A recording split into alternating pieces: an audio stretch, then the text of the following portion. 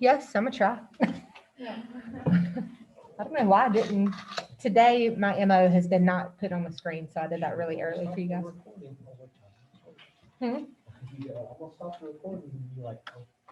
I guess I wasn't recording, so good thing everybody was on there. All right, so we're gonna review really fast what we did on Tuesday. Like I told the students in here, I haven't checked your work from yesterday yet. I will get there eventually at some point. All right. So, according to the National Institute for Occupational Safety and Health, job stress poses a major threat to the health of workers. A news report claims that 75% of restaurant employees feel that work stress has a negative impact on their personal lives. Managers of a large restaurant chain wonder whether this claim is, should say valid, sorry, for their employees. A random sample of 10, good gracious, 100 employees finds that 68 answer yes when asked, does work stress have a negative impact on your personal life?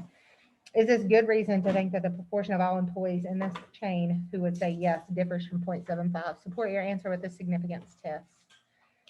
So this is a state plan to conclude. So what are we going to state? What are the things that go in there? Okay, so we're going to start with our hypothesis, our null, and our alternative. So what was our null? Good. And our alternative? It does not equal. Why is it does not equal? Doesn't specify a direction. It just says differ. Remember to define what P is. And again, to save some time, I'm not going to list it all out, but it's the true proportion. Make sure on your test or on your AP exam, you say it all the way out. So it's the true proportion of all employees in this chain who would say yes, blah, blah, blah.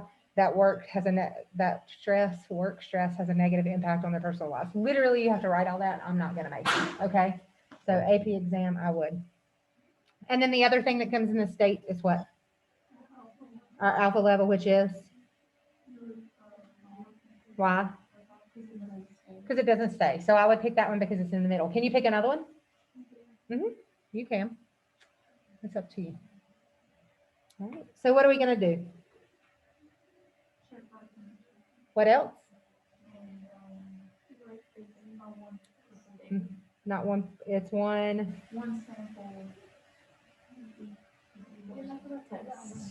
Z test, because we're doing a significance test for what? Good, for proportions. And you can just put P, that's fine. You don't have to put proportions because they know what P is. And we do need to check our conditions, and those conditions are, I don't know what I was writing, random, 10%, and large counts. Random and 10% go with everything. Large counts will change in 9.3 because we'll be working with means instead of proportions. All right. Is it random? Why? It stated it in the problem. 10%, which is? Do you think there's more than 1,000 in the population? Yes. So we're good. Large counts? So 100 times our proportion and 100 times 1 minus our proportion, which would be 0.25. Gives you 75 and 25. Both are greater than or equal to 10.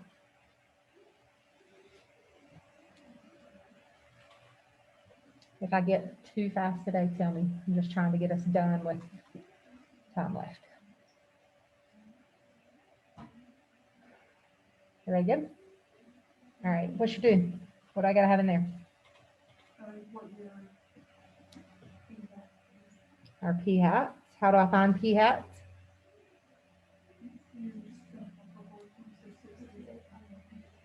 Tells us right there, 68 out of 100 said yes, or 0.68. That was an easy one. What else do I need to do? So we need to find the z. So we do p hat minus p sub o over the square root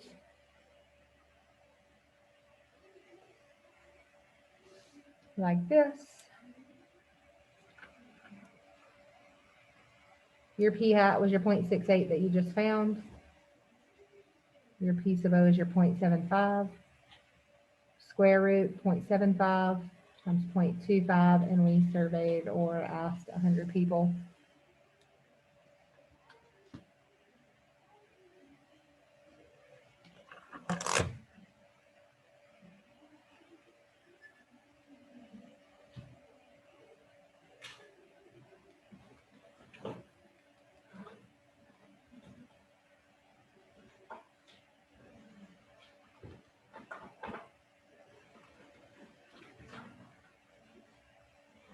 Okay, what do we do now?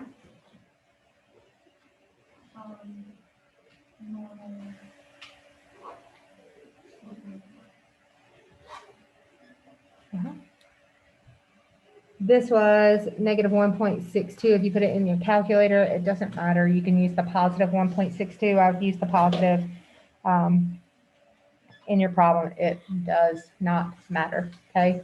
If you use the negative, it's going to change which way you do it, all right? So if you use negative, because it's two-sided, you would make sure that you do it as everything has to be less than. So it'll be negative 10,000 to negative 1.62. Where if you use the positive 1.62, that's going to be your lowest value and everything above. So remember, think about it this way. This is your two-sided. This will be negative 1.62, and this will be positive 1.62. So negative 1.62 would be your upper. You guys see that? That's the highest that that shade can get to. And then make sure that you know which way you're doing it. All right. So one of two ways.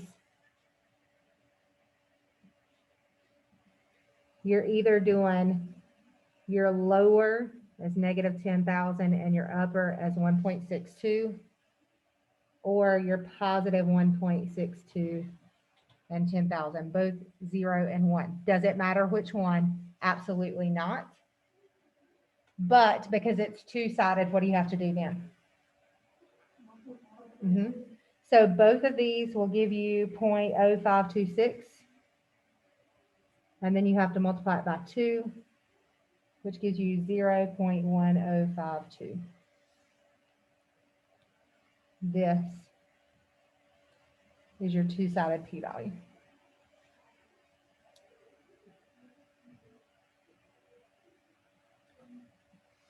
Most people forget to multiply by 2, so watch that, okay? That's the only part that I feel like you guys might mess up.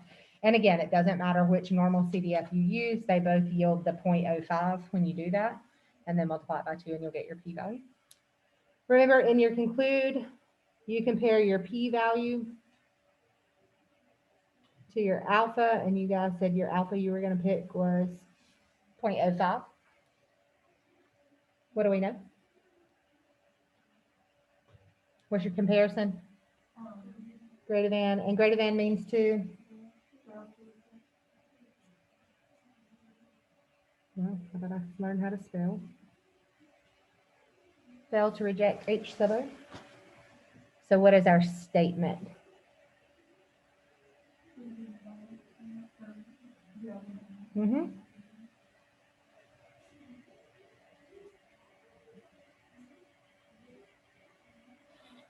That the true proportion, remember, write it out, whatever that P was that you defined at the top, true proportion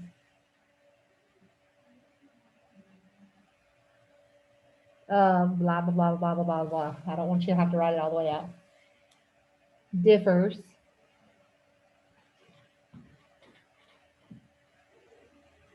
from 0.75.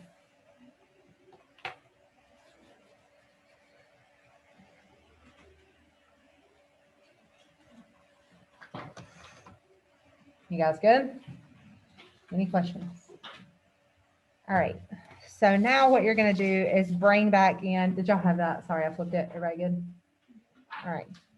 We're going to bring back confidence intervals. So that's what we did in chapter 8. And we learned how to find confidence intervals then. And we're going to see how we can make our conclusion even stronger. Okay.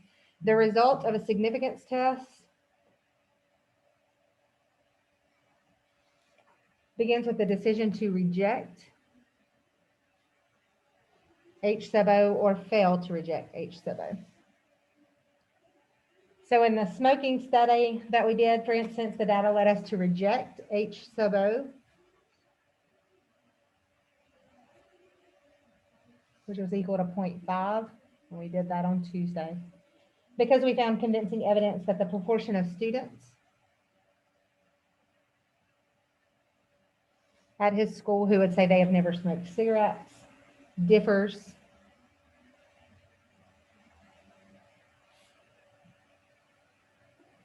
from the national value. We're left wondering what the actual proportion might be. So we say that it differs, just like this last one. We know that it's differing, but how much does it differ? Okay, we want to know specifically. So a confidence interval might shed some light on this issue. So he found out that 90 in an SRS of 150 students said that they had never smoked a cigarette. We already checked conditions for performing the significance test earlier.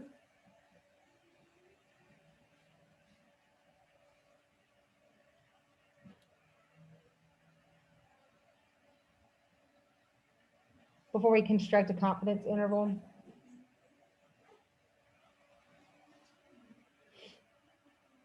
for the population proportion P,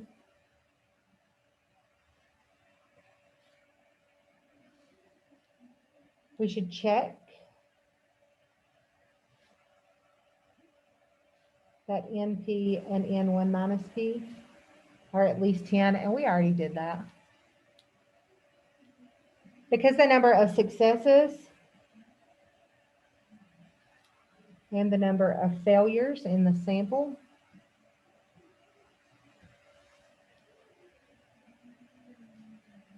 are 90 and 60 respectively, we can proceed with calculations.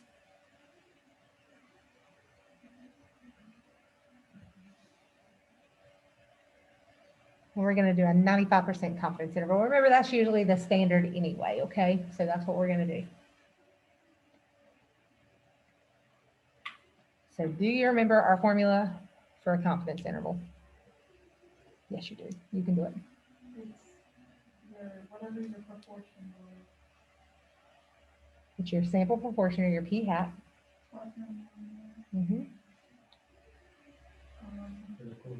Critical value. So in this one, it's Z. Remember for means, what is it for means?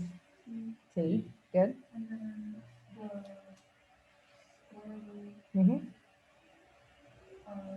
that same thing. Mm-hmm. So it's almost exactly the same, right?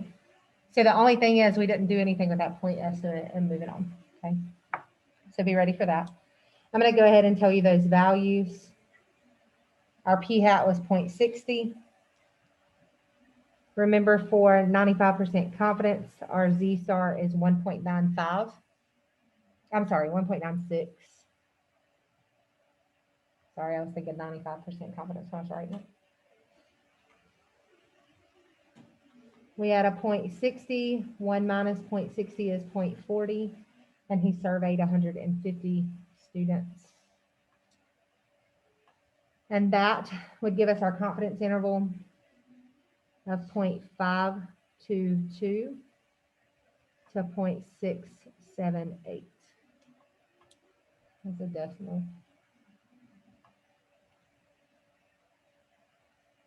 What was the proportion that he thought it was going to be, or that he was testing against?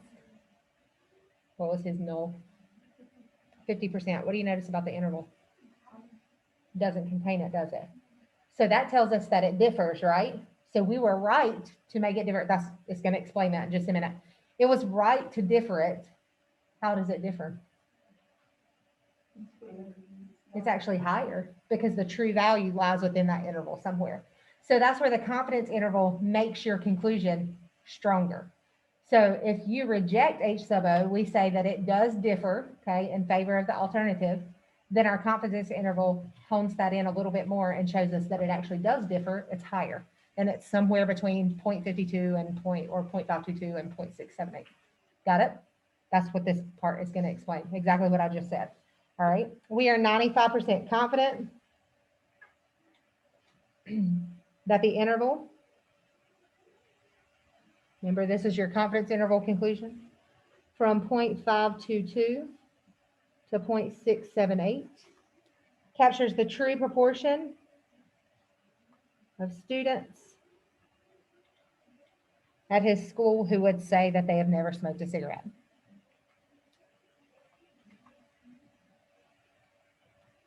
The confidence interval in this example is much more informative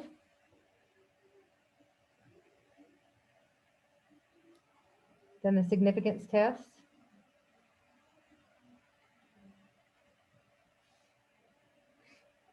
The interval gives values of P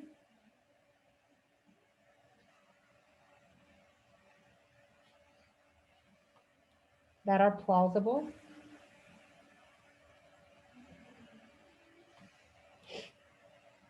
based on the sample data.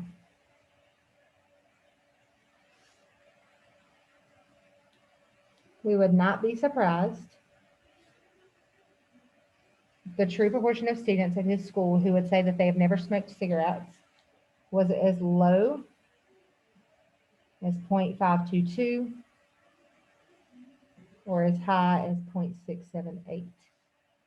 However, we would be surprised if the true proportion was 0.5 because this value is not contained in the confidence interval.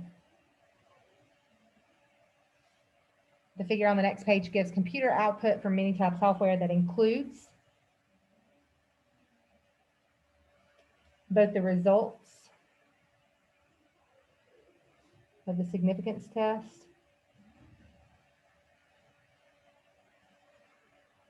and the confidence interval.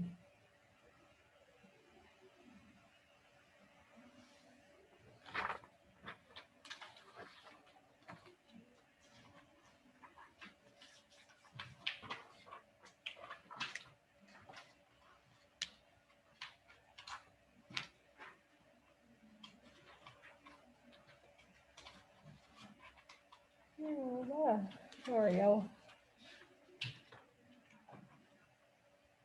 Everybody good now? All right. So here's your output. It says a test and a confidence interval for one proportion. Here's your P and your not equal. So your hypothesis, your null versus your alternative is right there. It's a one sample. There's your 90 and the 150 that said that. Here's your sample proportion was 60%. Here's your interval, your Z value, and your P value. So it even gives you your P value so you can test against alpha. If we test this against alpha, we see that it is smaller, right? Is everybody good? We test against 0.05. So we see that it's reject H sub O. So we said it does differ. Okay, so all of that is contained in this little Minitab. We've already done it. They're just showing you what it looks like. There is a link between confidence intervals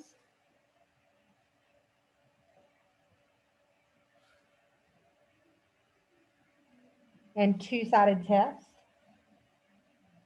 The 95% confidence interval that we just had from 0.522 to 0.678 gives an approximate set of P sub O's that would not be rejected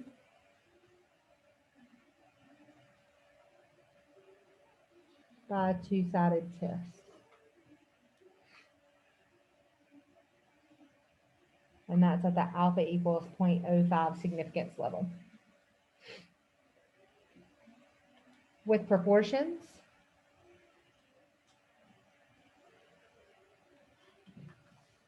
the link isn't perfect because the standard error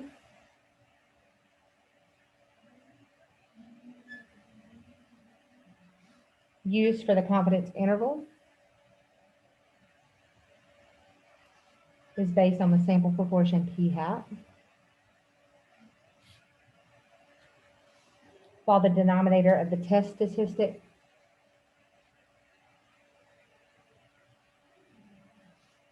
is based on the value,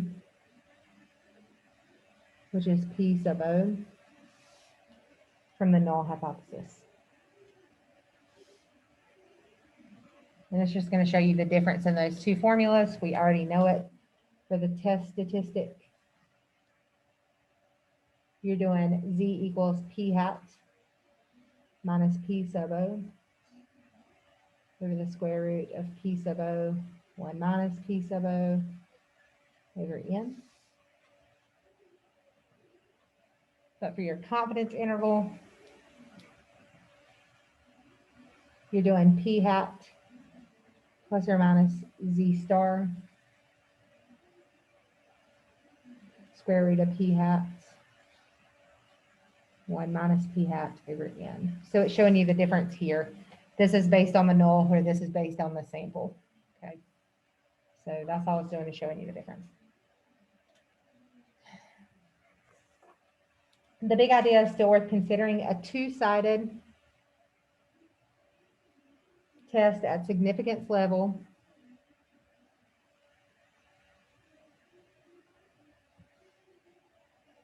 alpha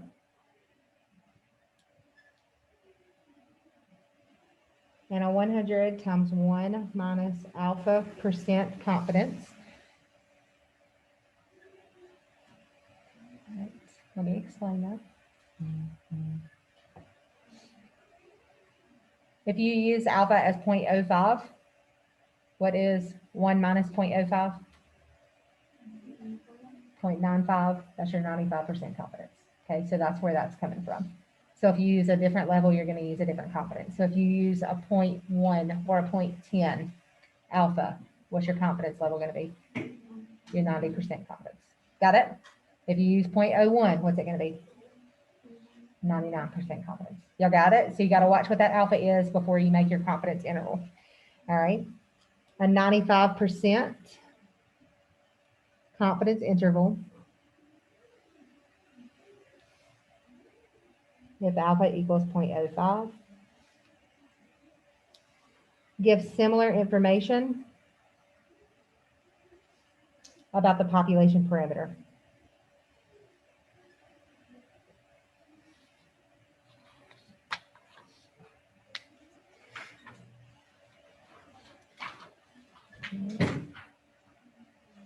All right, so check your understanding. It says the figure below shows Minitab output from a significance test and confidence interval for the restaurant worker data in the previous check your understanding. Explain how the confidence interval is consistent with but gives more information than the test. So remember, our test was that our proportion is 0.75. We said that it was not equal to 75. Why did I put a 2? Sorry, y'all.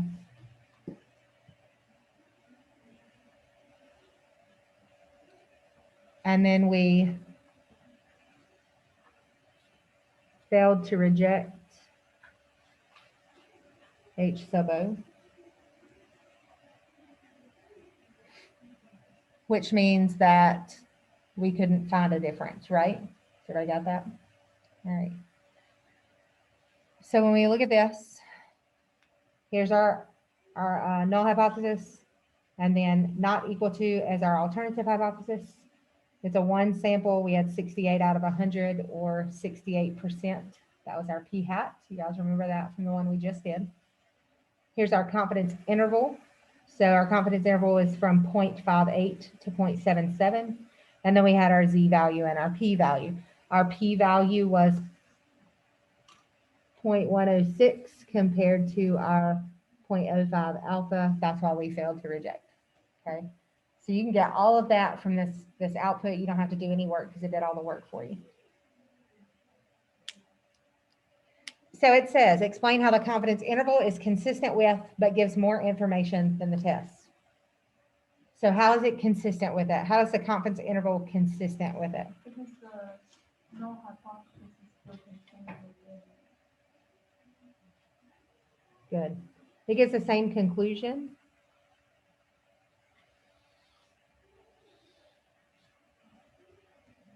Because the null value of 0.75 is included in the interval.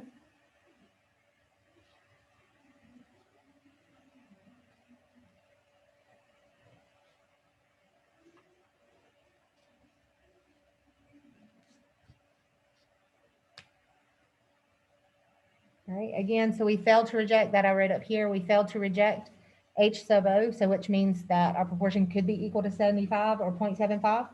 Your confidence interval shows that 0.75 is included, but how can it give more information? Expand that further. The only thing on this one is it gives a range of values. And that's plausible values.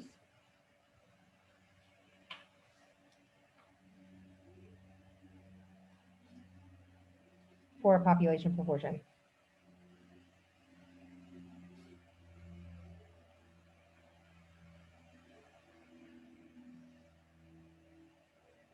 Instead of only saying it's not equal to 0.75, this one we can conclude that it's probably 0.75. But if it were two-sided and we rejected H sub O, we would have a set of values that we could look at. We would know that the population proportion fell in there. So that's it. It just gives a range of values. All right, this part is the confusing part.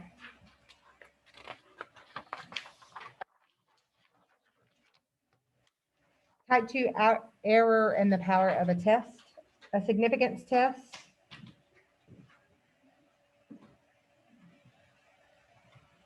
makes a type 2 error when it fails to reject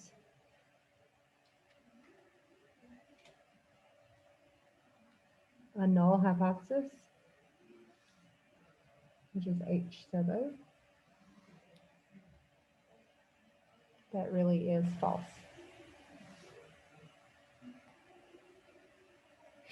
There are many values of the parameter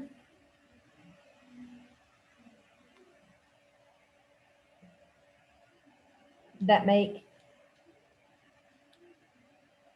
the alternative hypothesis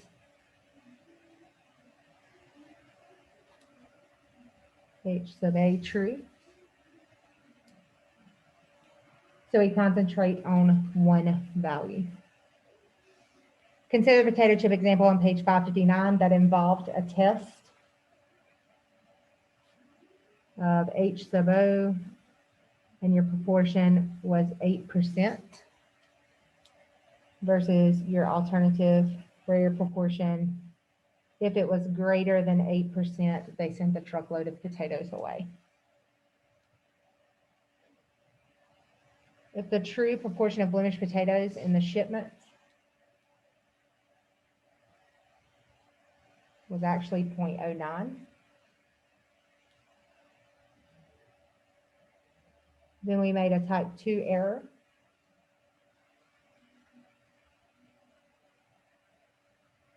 By failing to reject H sub O based on the sample data.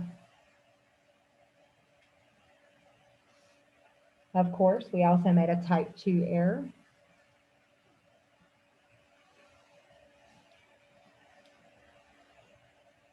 if P is equal to 0.11 or even 0.15.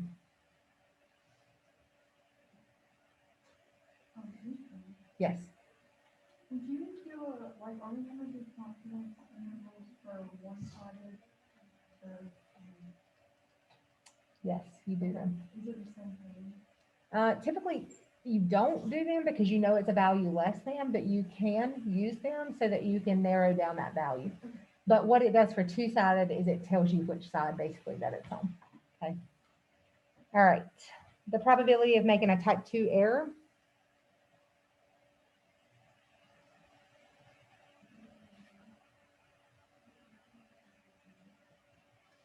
depends on several factors, including the actual value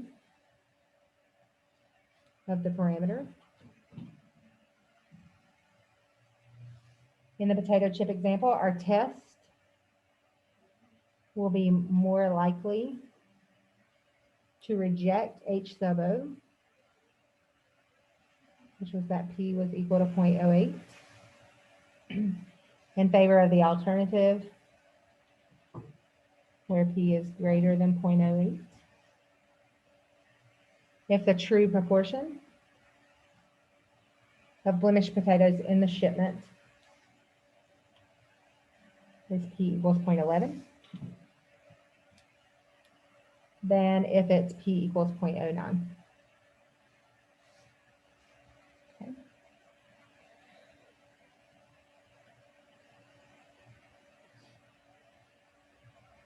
All right. Why is that the case? Because P equals 0.11 is farther away from the null value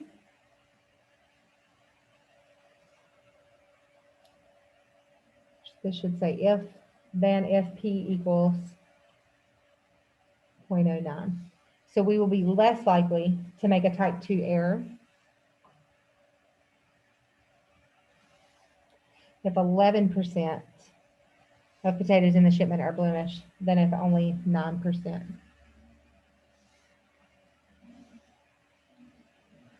So a high probability of type 2 error for a specific alternative parameter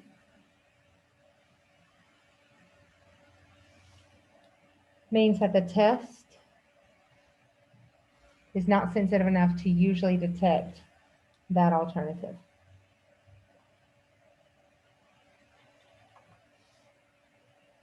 And it'll go over again, just give it time, okay, to explain a little bit more. So when we get to that example and you have to pick out the type 2 error or whatever, it makes it a little more like solidified.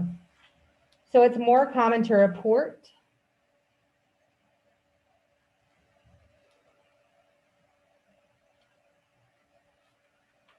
the probability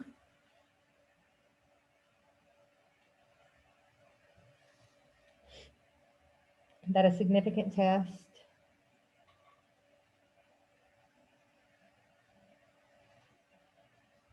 does reject H sub O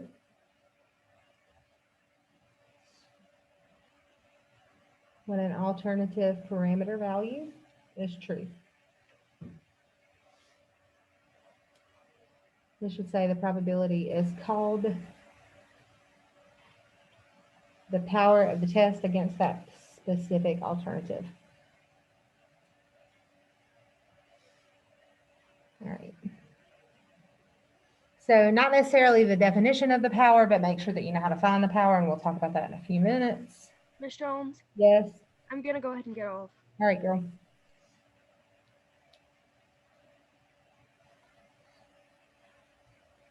The power of a test against a specific alternative is the probability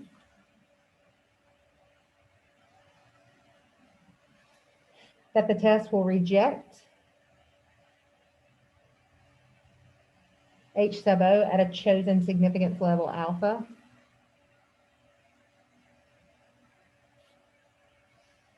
when the specified alternative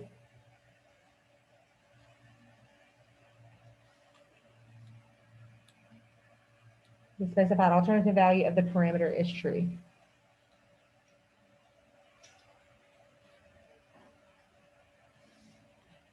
As the following example illustrates, type 2 error and power are closely linked.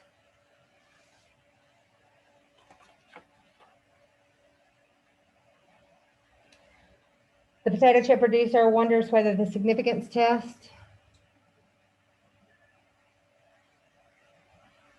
of H sub O, where P is equal to 0.08, versus the alternative, where P is greater than 0.08, based on a random sample of 500 potatoes, had enough power to detect shipment with, say, 11% blemished potatoes. In this case, a particular type 2 error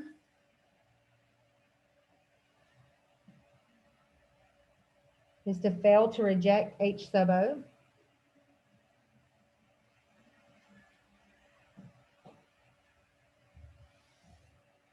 when P equals 0.11.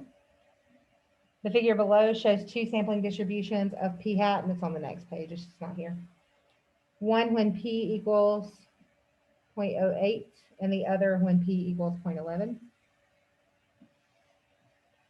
Earlier, we decided to reject H sub O if our sample yielded a value of P hat to the right of the line, that's P hat equals 0.10. That decision was based on using a significance level.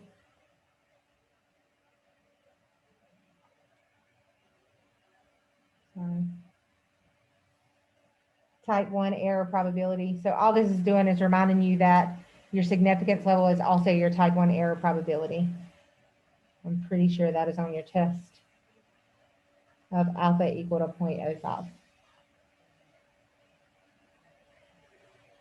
What is that? When they ask you what is the probability of getting a type 1 error, you answer with your significance level. All right. All right. Now look at the sampling distribution. Those two are together right there. That's what you're seeing on the figures on this page. Now look at the sampling distribution for P equals 0.11. The shaded area to the right of the line represents the probability.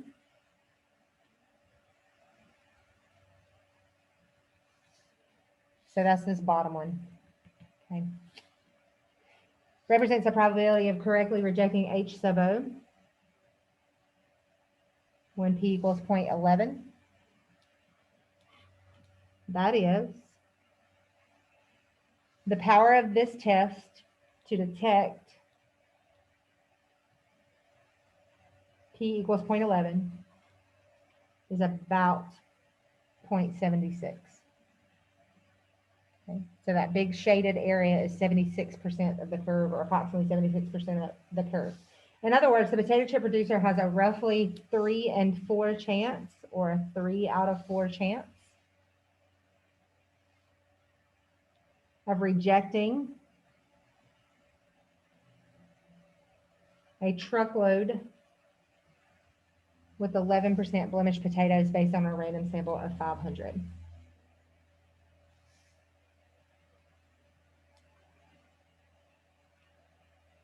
We would fail to reject H sub O if the sample proportion P hat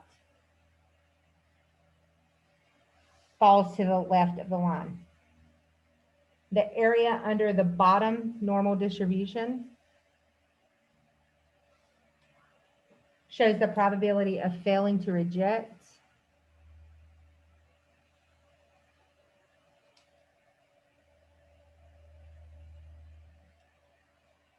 H sub O when H sub O is false.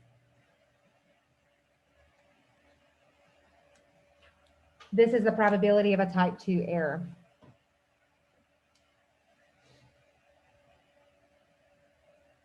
The potato chip producer has about a 1 in 4 chance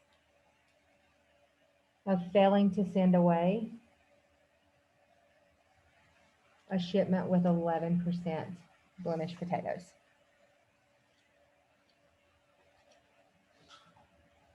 So the shaded area is his probability of getting it right. 11% blemished, we're sending that truckload away, and that's what we're supposed to do.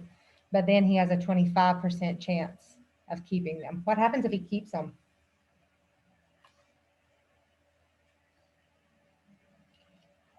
It's not a hard question. What happens if he keeps the potato chips that are blemished? Makes ugly looking potato chips, right? What's going to happen? What? What's going to happen? Why? Yeah, people don't like ugly potato chips, so they're not going to buy them. All right, we'll talk about that in a minute. After reading the example, you might be wondering whether 0.76 is a high power or a low power. That depends on how certain the potato chip producer wants to be to detect a shipment with 11% blemished potatoes. The power of a test against a specific alternative value of the parameter, like p equals 0.11.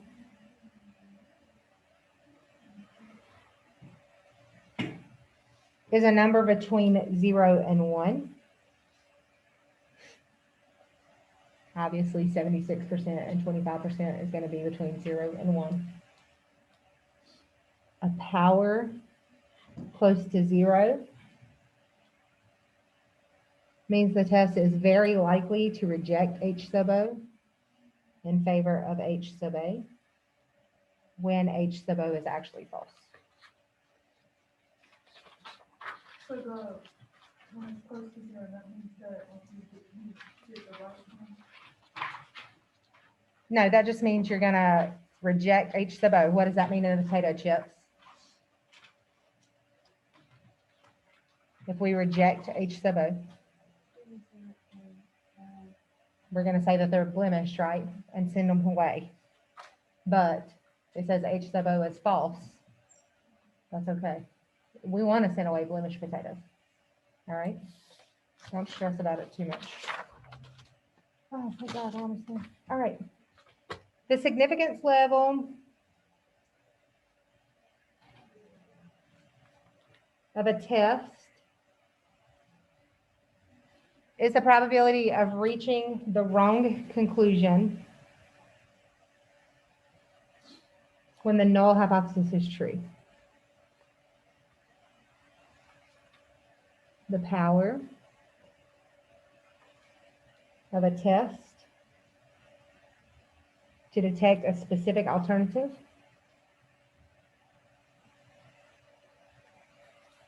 is the probability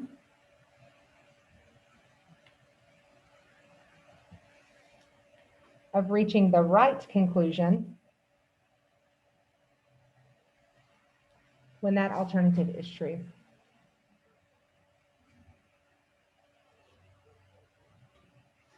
We can just as easily describe the test by giving the proportion of making a type 2 error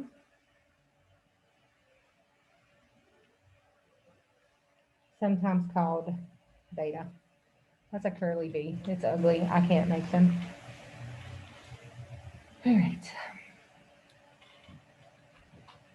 Make sure you know this, the power and type 2 error. The power of a test against any alternative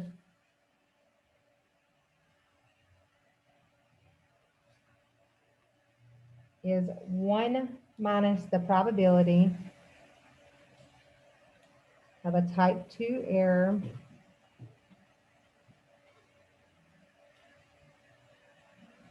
for that alternative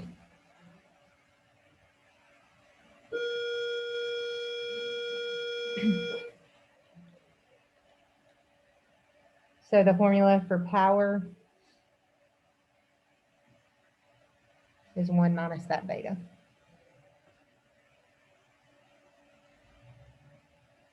All right, so listen carefully. Calculating a type 2 error, I don't think anywhere you have to do that unless they actually give you beta, okay? So it's not like you have to do it by hand. Calculating a type 2 error probability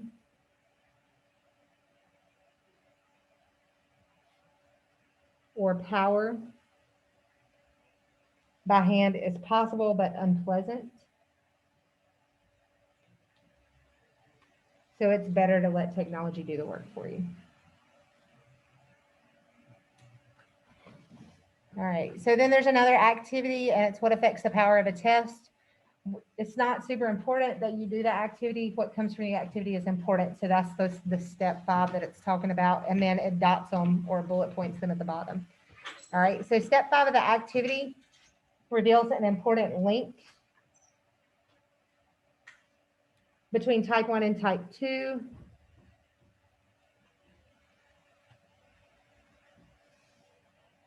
Error probabilities.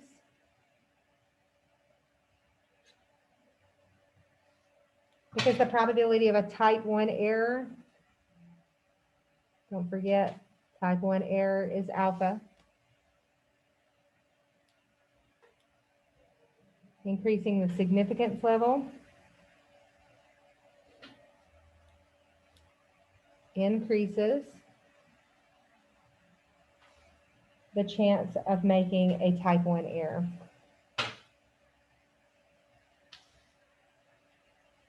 Okay, remember increasing the alpha or the significance level will also drop your, just because we talked about how your confidence interval is based on your alpha, right? So if we increase our significance level, then our confidence will drop. Does that make sense? So that's where this is coming from. As the applet shows, this change also increases the power of the test.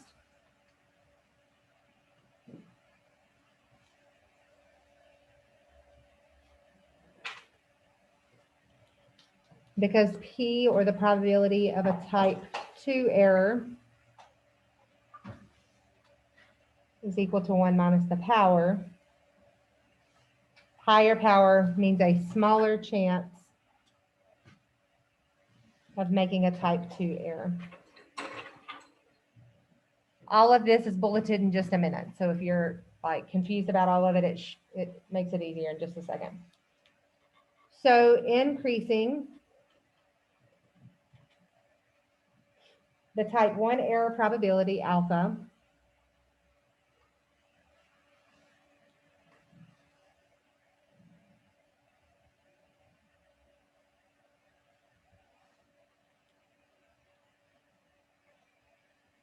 decreases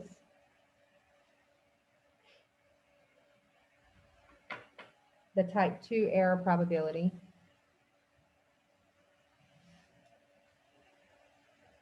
beta by this same logic.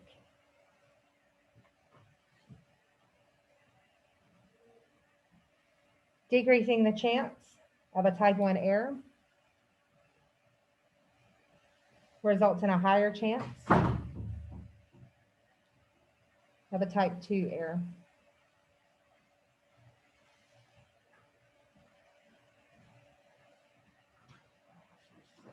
So again, that's what this activity was showing. And so now it says, let's summarize it, and it bullet points it to make it a little bit easier for you.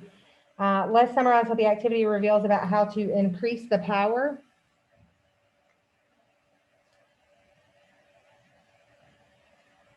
of a significance test to detect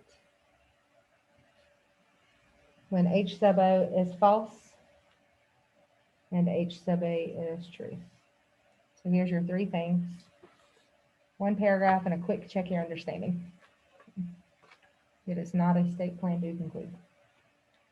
All right, so the first thing, how can we increase the power? How can we increase the power? To increase the power, you can increase the sample size.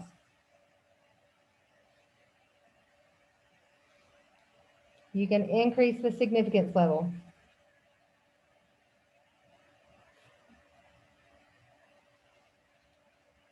Remember, your significance level is alpha. Or you can increase the difference between the null and alternative.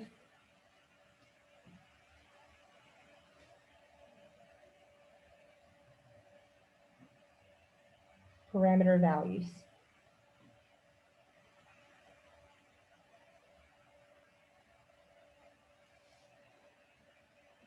And again, we'll see this in the check your understanding. So you'll deal with all 3 of these bullet points from that. So in addition to these 3 factors, we can also gain power by making wise choices when collecting data. For example, using blocking in an experiment, or stratified random sampling can greatly increase the power of a test.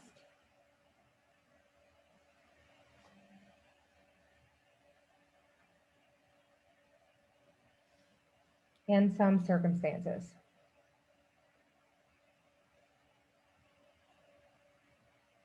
Our best advice for maximizing the power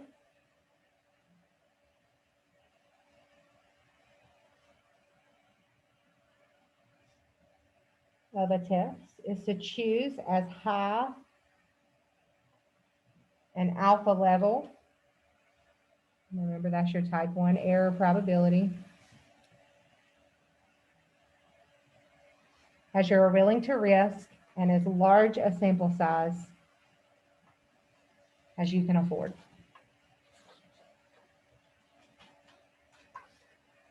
Why do you want to have a huge sample size? What does it do? It reduces variability, right? Okay, and then your type 1 error, your alpha level, we try to stay of anything less than, stay away from anything other than the 10, the 5, and the 1. Okay, so watch those. But you want to choose the highest one of that. All right, check your understanding. This is the last thing. Refer to the perfect potatoes, which you don't really need those too much. I want to remind you, and I probably should have done it a while back, but in the notes today, a type 1 error means that we reject H sub O when H sub O is true. And then type 2 is fail to reject.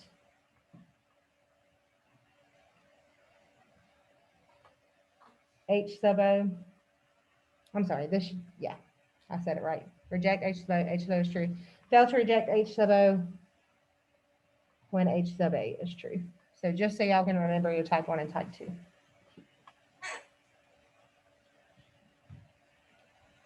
Which is more serious for the potato chip producer in this setting, a type 1 error or a type 2 error? So type 1 error means that we reject H sub O. So we say that it's greater than 0.08 when it actually is not. It's equal to 0.08. So we should keep the potatoes, but we send them away, right? What about type 2? We fail to reject H sub O when H sub A is true.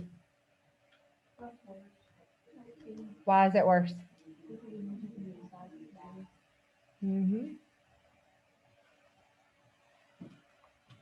might have a decrease in sales, just like Rachel said earlier, because you're using bad potatoes. What would be a consequence of the first one? You're actually probably going to lose money because you're sending good potatoes away. Okay, so your business is going to lose money, but you're still going to get a new shipment of potatoes in, right? It's not really going to matter that much. All right. Based on your answer, would you choose a significance level of 0.01, 0.05, or 0.10? What do we just say? If we want to maximize our power. So if we want to maximize it, we're going to choose 0.10 to max a type 2 error probability.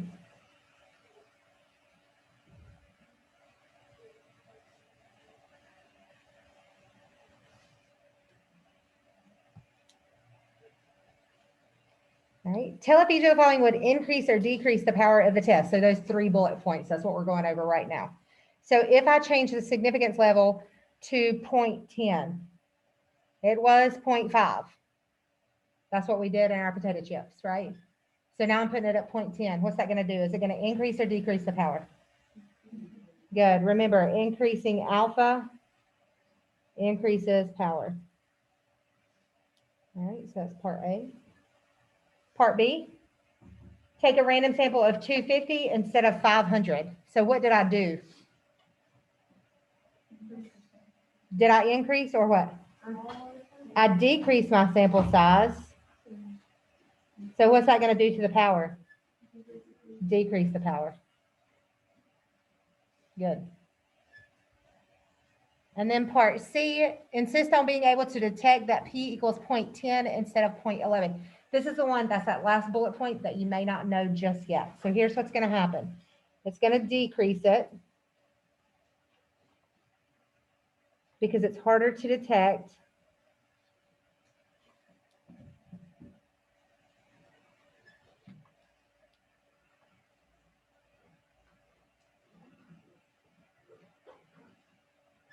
A difference, of 0.02. Where did that come from? That was 0.10 minus the actual parameter value of 0.08.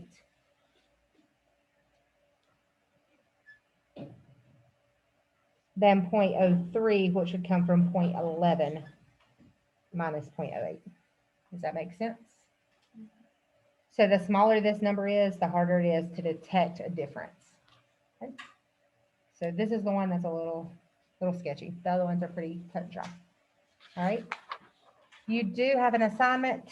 It may take you a little while. I'm sorry. However, if you were on the Zoom and in class, it is not due by midnight. If you were not on the Zoom, but what I'm telling you is, if you were not on the Zoom, it is due by midnight. If you were on the Zoom or you were in class, it is not due by midnight. Are we clear? Okay. All right, I'm gonna stop sharing, stop recording.